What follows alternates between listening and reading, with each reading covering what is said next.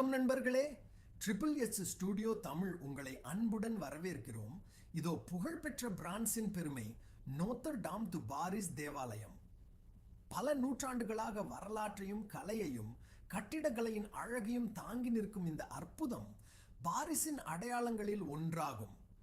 பிரான்சின் அழகான இடங்களையும் பயண தகவல்களையும் தமிழில் தொடர்ந்து பார்க்க எங்கள் ட்ரிபிள் எச் ஸ்டுடியோ தமிழ் சேனலை ஃபாலோ பண்ணுங்க. சப்ஸ்கிரைப் பண்ணவும் நன்றி.